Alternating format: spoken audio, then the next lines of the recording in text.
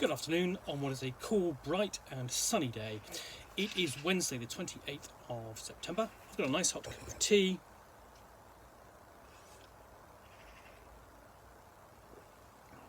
And some parcels to unbox.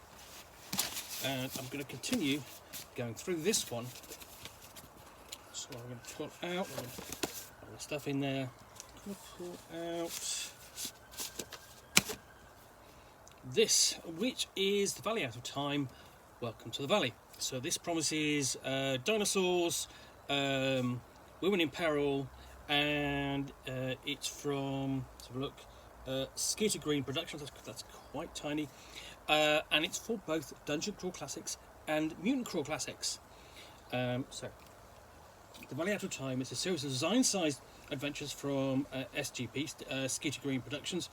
This valley can be placed in an ongoing campaign. It's set in the Neanderthal period of development. Huge monsters, both dinosaurs and otherwise, and evolved humanoids plague the area, and only the hardiest of adventurers will prevail. This series of adventures borrows heavily from the classic dinosaur art, books and movies. If you've ever seen a classic Frank Frazetta or Roy Krenkel painting, or read and watched The Land That Time Forgot, The Lost World, Journey to the Centre of the Earth, 1 million years BC, The Flintstones, any stop-motion film from Ray Harryhausen, etc., you're going to feel right at home. Okay, I'm not going with the Flintstones, I'm not counting that one. Okay, that's an unforgivably bad film for reasons,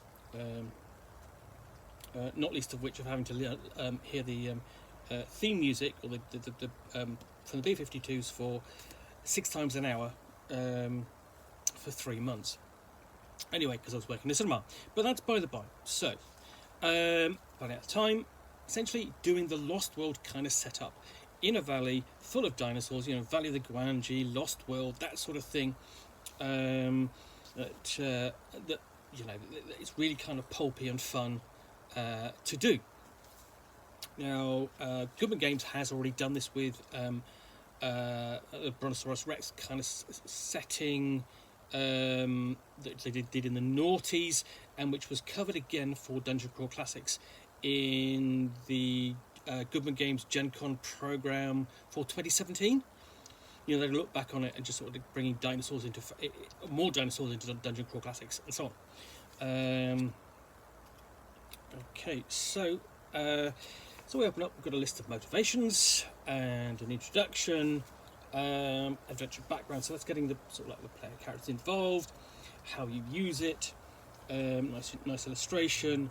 So it might be player characters succumb to a random teleport, gate or portal, exploring a mountain chain, wedged between mighty peaks, locate a lost, forgotten vale, a cabal of forgotten beings has closed off access to the remote jungle region and suddenly opened up again for reasons, or of course, you know, the player characters might have a mentor or friend who's gone missing nearby, and so go after them.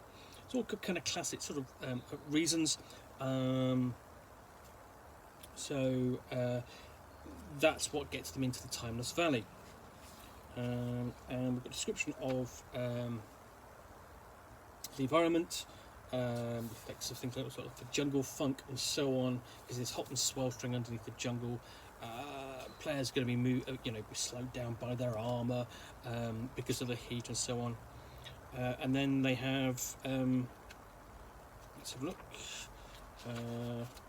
well, first contact with this camp, and you discover, you know, camp observations, what the player characters will see, and then how they go about making contact. So you've got docile,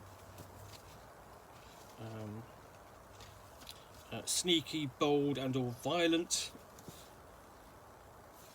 for dealing with the inhabitants of the camp before they face the invader. So the inhabitants of the camp, they're called the Erminoids, and they're sort of like 6 to 8 foot tall, sort of like Neanderthal types, with no speech pattern, no sort of like recognisable speech patterns, but they're kind of intrigued by the player characters if the player characters got sort of like approach in peacefully. And the invader is a giant monitor lizard. There we go. So classic kind of giant monster attacks. You almost want to sort of like put a fake frill on its back, like some of the classically bad dinosaur movies you may have seen in the past. And presumably, before you get to that attack, you'll have the player characters trying to work out how to communicate with people with whom they have no kind of common language, or even sort of like means of communication. So that's going to be an interesting role-playing challenge for both the judge and the players. Then combat. So after the combat, then you've got my enemy, and unfortunately for the tribe and potentially characters, the ruckus caused by the giant lizard trying to extract itself from the jungle attracts the predators nearby. A pack of 8 small Deinonychus attack, so they get attacked again. And then so essentially it's a case of defending and sorting out the problems at the camp, sort of like not once but twice, before we have facing a creeping doom, a giant snake, I'm presuming, and given that this is a Lost World kind of dinosaur sort of setting, it's going to be a really giant snake.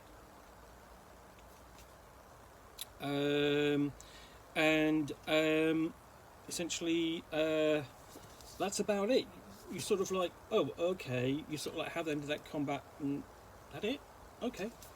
So then we've got a series of appendices, so new monsters, including the Deinonychus, the giant monitor lizard, and the giant python, and then in the Erminoids themselves, you can see what I mean by having a sort of like that Neanderthal look to them. Appendix N, monsters for the use of the Timeless Valley. So I've got a list of monsters you can add from both Dungeon Core Classics and Mutant Core Classics, and it's essentially it's a list of random encounter creatures, but it's not an exhaustive list, so the judge is still free to add yet more. And then Appendix C, exploring the Timeless Valley. This gives further reasons for why they might be going into the valley.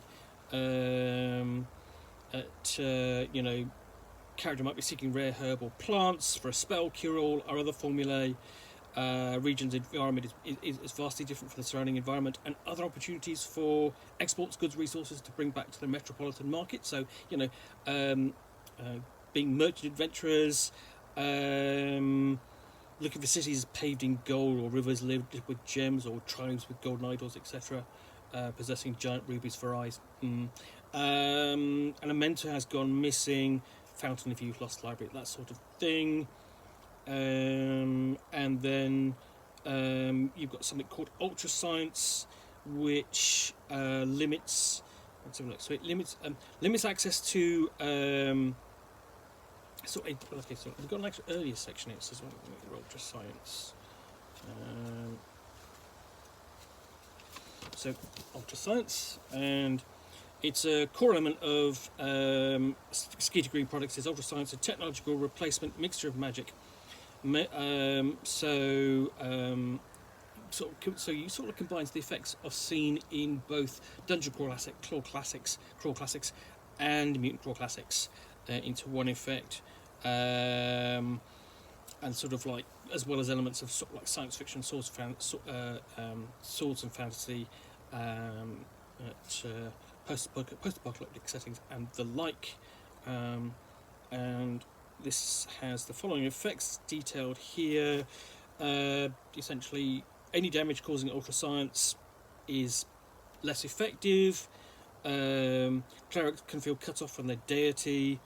Elves and wizards without access to their spellbooks cannot recover spells. And shamans have limited access to their AI patrons. And so on. Also, the denizens of the Timeless Valley are essentially more resistant to the effects of Ultra Science. So it's almost a reduction in sense of it's a low magic, low technological setting that they're actually reducing the effects of magic and both technology through the effects of Ultra Science. So yeah, now okay. So my first conclusion really is sort of like it's it's a bit short. It's only 20 pages. It gives you a bit of background, some motivations, and sort of like a bit of an adventure. But I don't think you would play more than a couple of sessions of this, and most of them are combat kind of. So yeah, definitely needs. You definitely want to, with this, I think, want to know more and get the next part. But it's kind of a case of, kind of wishing that sort of like they'd all been bundled together. So you have sort of like the complete thing.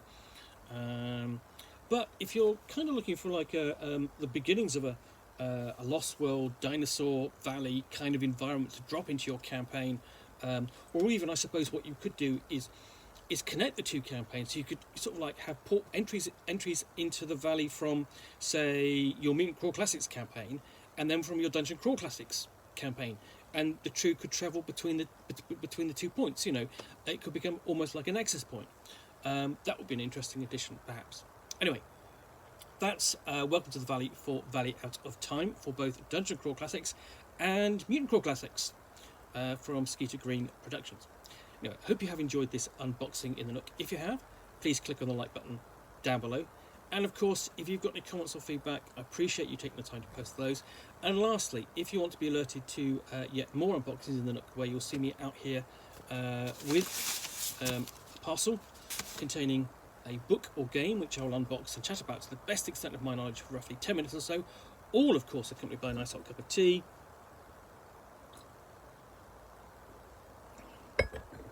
Then please do hit the subscribe button down below. In the meantime, thanks again for watching. I'll be back again soon with another one. Bye for now.